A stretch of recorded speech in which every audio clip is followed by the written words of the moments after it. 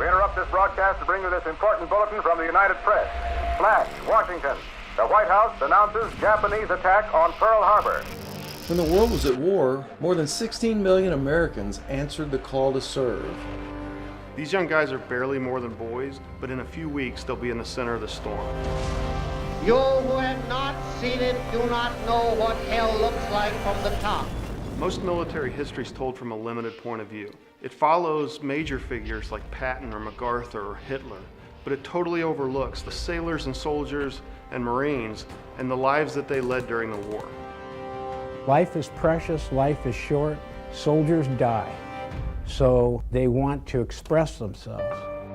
Letters from home. Each day, millions of them are sent to American servicemen fighting on distant battlefronts. World War II veterans are passing away by the hundreds every day.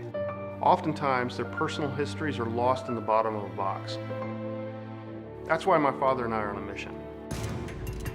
I've been looking at estate sales, online auctions, auction houses, junk shops, finding memorabilia. Toss the box on the table, open it up, and we go through the discovery together. Oh my gosh, lots of stuff. Every one of those boxes holds a story.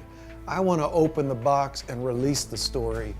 Every little detail has something to tell us about the story. I'm pretty sure that's Joe Barris.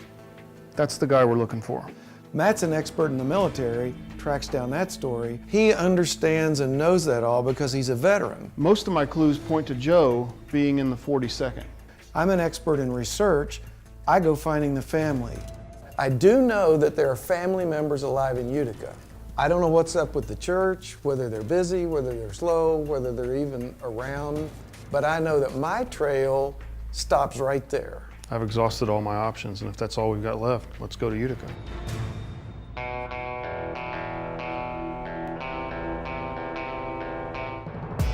We're on our way to Utica.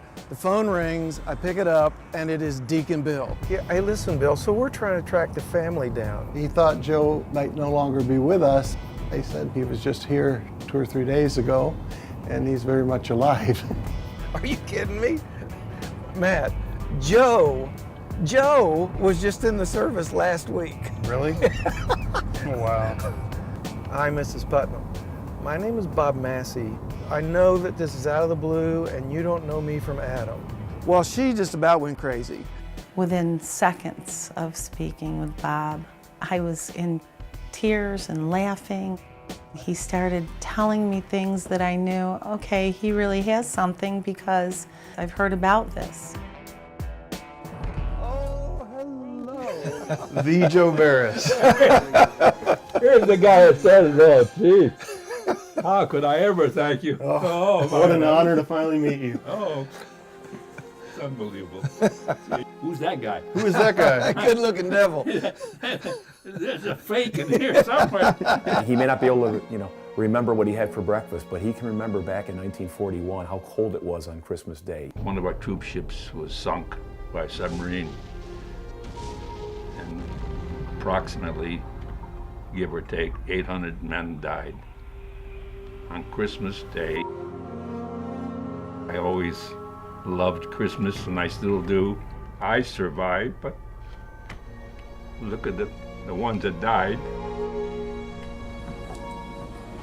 Surprise! Surprise!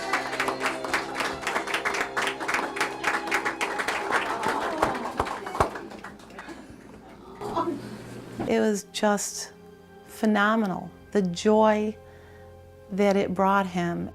Dad, look up, Dad, look at Before and after. It was like we were part of the family and we got to celebrate with Grandpa too. There was a bunch of stuff in your box, but there was one thing missing, so we brought somebody special for you. First of all, Joe, it's a pleasure to meet you. Talking to some of the guys here, I realized that you're missing one key piece in some of your souvenirs and your medals.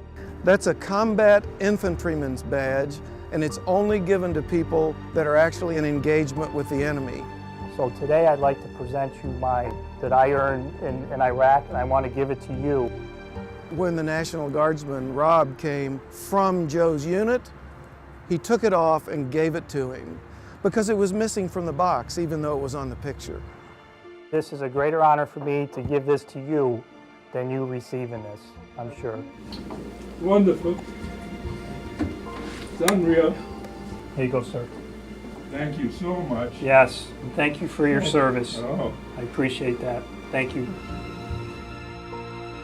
I only wish I had deserved this. It's very deserving. Long time in coming. To be part of something that we really have no stake in other than his happiness.